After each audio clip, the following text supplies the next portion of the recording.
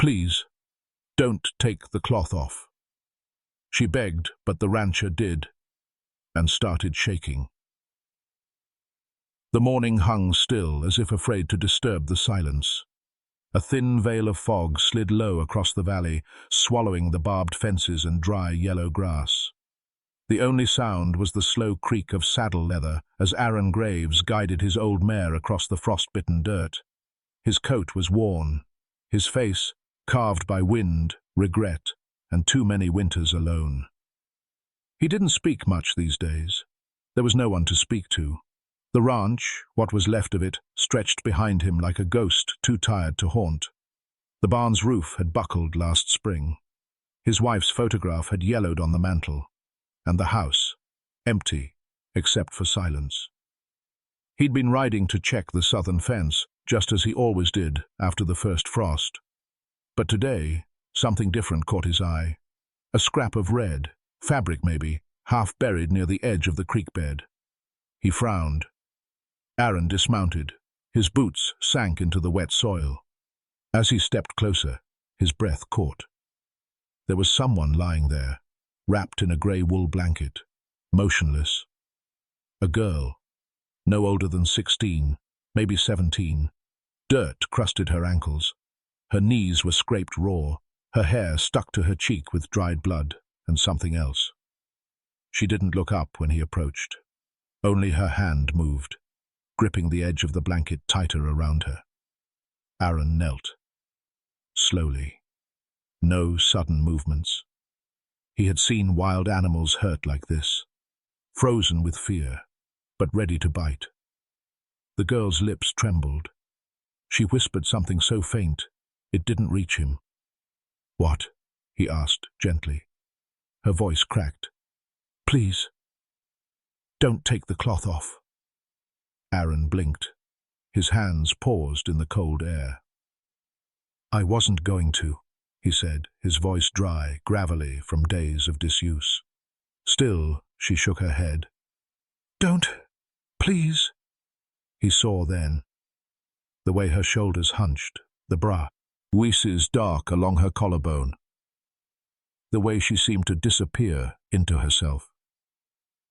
A memory stirred, sharp and sudden. His daughter, Sarah, the last night he saw her, standing by the door, wrapped in a blanket just like that, shaking for reasons she never told him. Aaron swallowed hard. "I won't," he said. But the wind lifted the edge of the cloth slightly, and what he saw beneath it made his throat close. A brand, burned into her skin, still fresh. Aaron's hands trembled. The girl hadn't moved, not a flinch, just her fingers gripping that tattered cloth like it was the last barrier between her and the world. Aaron stood still, knees creaking as he rose. He couldn't take his eyes off the brand. The flesh around it blistered red and angry, like it had been burned into her only days ago. He'd seen cattle marked, horses, never a child. He looked away. The cold sank deeper into his bones now, not from the wind, but from something older, something he thought he'd buried. She didn't speak again, didn't ask for water, didn't ask for help. She didn't cry. That silence, it pulled at something deep in him, something he hadn't let himself feel in years. He remembered Sarah again, how she'd stopped talking that last year, how she used to stare at the walls instead of meeting his eyes, and how he, a man who had spent his life fixing fences and breaking horses, couldn't fix his own daughter. Aaron rubbed his jaw. "You can't stay out here," he muttered, mostly to himself. But the girl didn't react. Her eyes stared at nothing. He looked back at his mare. She waited patiently, reins hanging loose. He could ride away, pretend he never saw her. Let someone else find her. Maybe the sheriff. Maybe no one. God knows he wasn't the kind of man who took people in. Not anymore. Not after what happened. He knelt again, Slower this time. You hungry? No answer. I've got some bread. Not fresh, but it ain't moldy. Still nothing. He sighed, sat back in the dirt beside her. The silence between them grew thick, like fog, the kind that settles and doesn't lift for days. Aaron reached into his coat and pulled out a piece of jerky. He broke it in half, laid one piece on a flat rock beside her, didn't try to hand it over, didn't look at her face. He just sat. Let the moment breathe. Above them, the wind moved through bare trees like an old woman's whisper. He closed his eyes for a second. He saw Sarah again. Not the girl standing at the door, but the one from years before, 6 years old, muddy boots, running up the porch steps with a wildflower in her fist. He remembered her laugh. He hadn't heard it in a long time. When he opened his eyes, the girl beside him had taken the jerky. Her hands trembled as she chewed, but she didn't stop. Aaron swallowed hard. She was alone, marked, hunted, maybe.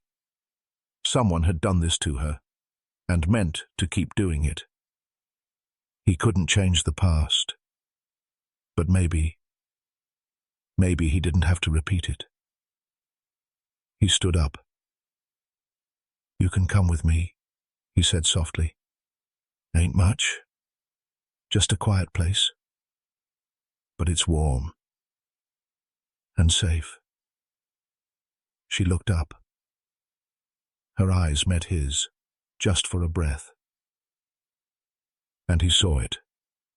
Not trust, but the smallest flicker of something that could one day become it. 2 days passed in silence. Aaron had brought her back to the cabin, cleaned the cuts, left her food, clothes, space. She never told him her name. She didn't speak at all. But she watched everything, every door, every window, every sound outside, like she expected someone to come for her, someone she feared more than the cold or hunger. It was on the 3rd morning when she finally said something. Aaron had stepped outside to chop firewood. The axe split the air sharp against the quiet. He stacked the logs beside the porch, wiping sweat from his brow. Then her voice, small and raw, came through the open door. They'll come. He froze. He walked back in, careful not to spook her. Who? He asked gently. She didn't answer at first. Her eyes stared past him. Not at him. The men in the white truck, she whispered. Aaron's jaw clenched. She pulled the blanket tighter. They took us, 6 girls, from a shelter near the state line. He sat down across the room beside the stove. And you escaped? She nodded. I ran when the truck hit something. They were yelling. I ran and didn't stop. Aaron's chest tightened. He remembered the news. Some story about missing girls. No one found. No suspects. She was one of them. How far behind do you think they are? She looked toward the window. They don't stop looking. That evening, as the sky turned a soft grey-purple, Aaron saddled his mare and rode into town. The sheriff wasn't there. Gone hunting, the deputy said. Wouldn't be back for days. Aaron asked about any white trucks, strangers passing through. Nothing recent, the deputy muttered, distracted. Aaron rode back with a storm brewing in his gut. He knew the type of men she was talking about. Not just criminals, not just traffickers, organized, cold, connected, the kind who had friends in uniforms, who could disappear girls like leaves in the wind. And they wouldn't stop for one runaway. When he returned, dusk had fallen. The lamps were lit inside. The girl sat near the fireplace, staring into the flame. She looked up as he entered. I shouldn't have told you, she said, her voice cracking. Now you're in it too. Aaron crouched beside the fire. I was in it the moment I saw you lying by that creek. She shook her head. They'll kill you. He said nothing. Outside, A dog barked, then a second. Aaron's head snapped toward the window. That sound, not from any neighbor. Too close, too sharp. Then, a crunch of tires over gravel. A low rumble. A vehicle slowing down. Aaron moved fast, blew out the lamps, grabbed the rifle from behind the stove. He turned to her. "If I tell you to run," he said, "you run. Through the back, into the pines. Don't stop. Don't look back." Her eyes filled with panic. She opened her mouth, but nothing came. He looked outside. A white truck, parked just beyond the gate. The passenger door opened, and a man stepped out, not rushing, not hiding, confident, like he already knew exactly where she was. Aaron's finger tightened on the rifle. They were out of time. They didn't sleep that night. Aaron kept watch by the front door, rifle across his lap. She curled up in the corner of the cabin, back against the wall, blanket pulled high. She didn't ask questions. She didn't cry. She just stayed close to the shadows, where she felt safest. By morning, the truck was gone. No footprints, no knock at the door, just tire marks in the dirt and the echo of something dangerous circling. They were being watched. Aaron didn't say it aloud. He didn't need to. She already knew. That afternoon, he took her to the woods behind the ranch. There was a clearing where he used to shoot tin cans with Sarah. The rusted cans were still nailed to a post, bullet holes long since healed with rust. He handed her the smaller of his two rifles, an old .22, light enough for her thin arms. She hesitated. Her hands trembled. "I don't want to hurt anyone," she whispered. Aaron nodded. "This isn't for hurting. It's for surviving." She took it, held it stiffly. He showed her how to breathe, slow and even, how to hold her stance, where to press her cheek, where to place her finger. The first shot missed by a mile. The second hit the post. By the fourth, the can spun off the top with a metallic clang. She didn't smile, but something in her eyes steadied, like a hand had been placed gently on the panic inside her. Back at the cabin, she helped him chop vegetables. He didn't ask her to. She just picked up the knife and copied him. Her cuts were jagged at first, then cleaner, more certain. As the stew simmered, Aaron rolled up his sleeves. The girl stared at the scar on his forearm, a thin white line from elbow to wrist. "What happened?" she asked quietly. He stirred the pot, didn't look at her. "Glass, long time ago." She wailed, "Ited." He finally spoke again. "Came home drunk, broke the window by accident. My daughter screamed. I tried to pick up the pieces before she stepped on them." He paused. She never screamed like that before. The girl didn't answer, just reached forward, slowly, and lifted the edge of her sleeve. A web of old, faded marks crossed her upper arm. Belt buckles, cords, maybe worse. "I used to count them," she said. "Thought if I got to 100, I'd disappear." Aaron's eyes burned, but he didn't speak. He just nodded, as if to say, "I believe you." They ate in silence. Later, he lit a fire outside, and they sat beneath the stars. No wolves howled, no trucks passed, just the soft crackle of wood and the heavy quiet of two people who had been through too much. She leaned her head against her knees. Aaron sipped his coffee, staring into the flames. "Do you think some people were meant to be broken?" she asked. He answered without thinking, "No." She looked up. "Why not?" "Because if that were true," he said softly, "then I wouldn't be here either." For a long while neither of them spoke. The stars blinked, the fire hissed, and something unseen passed between them. Not a promise, not yet, but something close, like peace. Just for a little while. They came at dawn, not with sirens or headlights, but with silence. 3 men, black coats, pale expressions. They walked like they owned the land, like they'd done this a dozen times before. The white truck waited at the bottom of the hill, engine low, windows dark. Aaron saw them first through the kitchen window. He didn't move, just watched, measured. The girl was still asleep in the loft.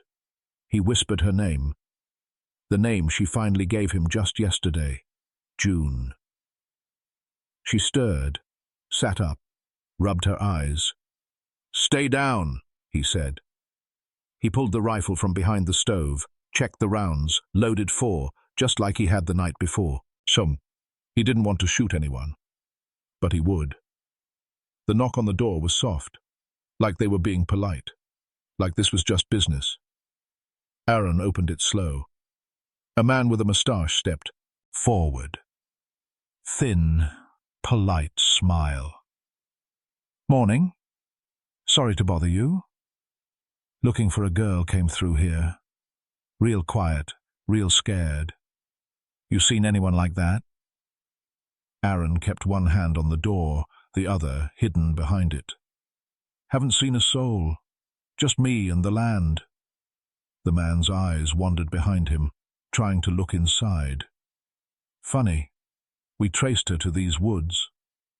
Aaron didn't blink. "Woods got coyotes. Maybe they took her." That made the man's smile wider. "Maybe. But coyotes don't eat what they want to sell." Aaron's face stayed flat. The second man stepped forward, bigger, eyes too calm. "We're taking a look inside," he said. Aaron shook his head. "No, you're not." The man reached under his coat. Aaron raised the rifle. "Try it," he said, voice calm. "But I'll drop you before your hand clears that jacket." The standoff thickened. Nobody moved. The wind picked up. Then, from behind, a creak. The loft steps. June stood there, barefoot, still wrapped in that damn blanket. "Stop," she said, her voice barely a whisper. "Please, I'll go." Aaron didn't look back. "Get upstairs." But she was already stepping toward the door. The man with the mustache smiled. "See? She knows what she is. Let's not make this harder than it has to be." Aaron's jaw clenched. His rifle lowered just an inch. "I should have known," the man added. "You're Graves, right? The one whose daughter disappeared. Poor thing." That was the twist. Aaron froze. The past he never spoke of, spoken aloud by a stranger.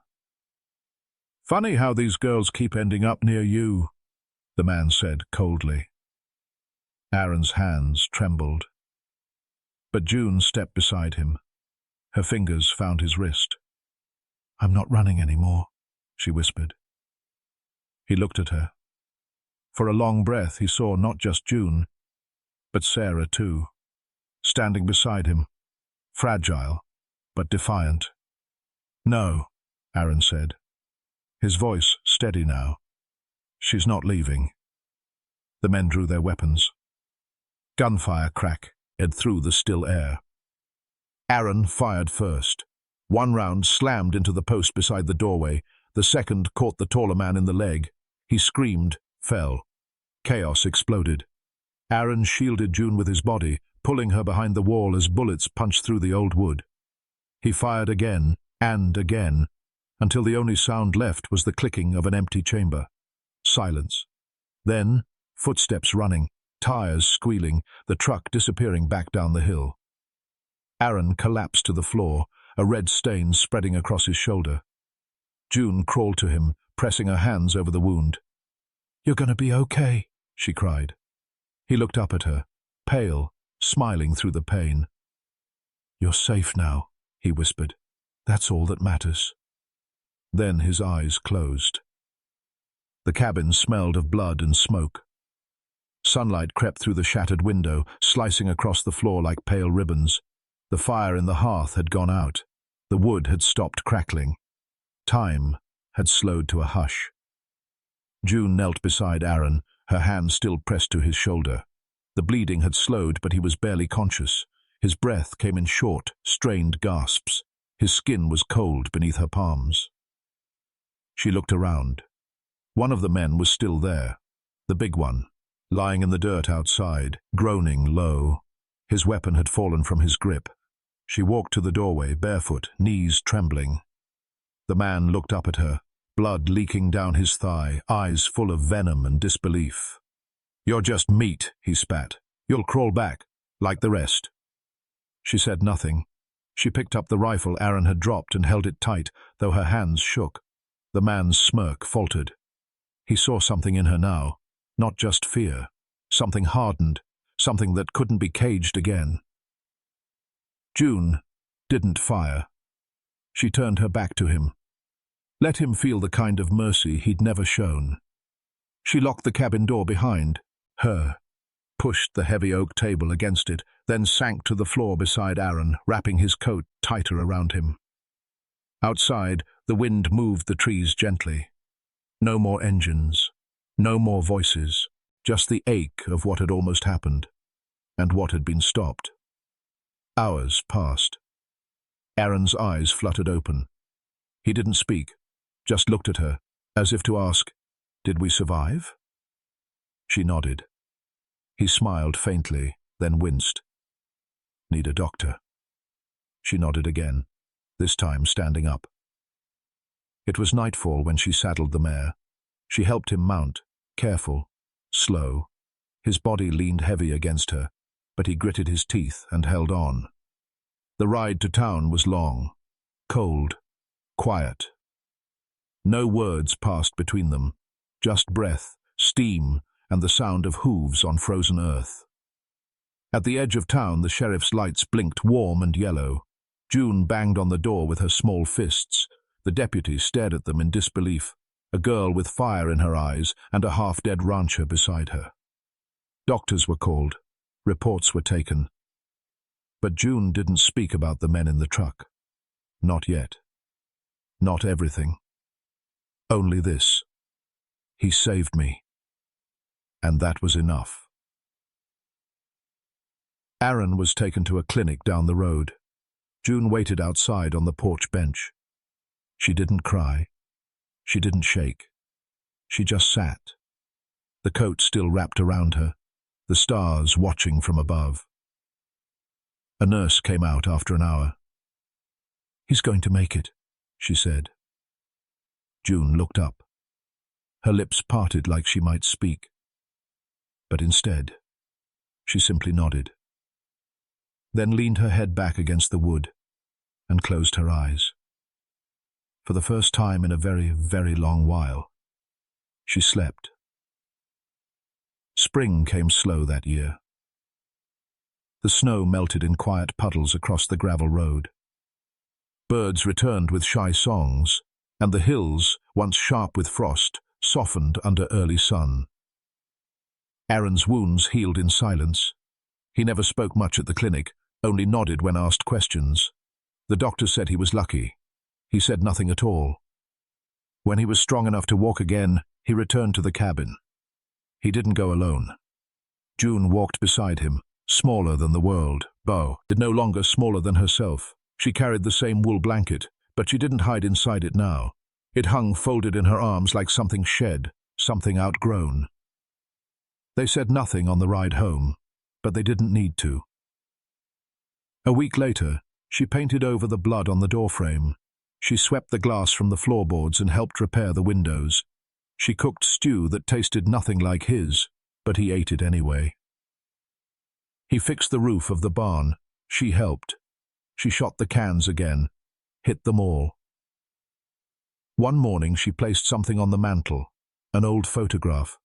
A girl, 6 years old, muddy boots, wildflower in hand.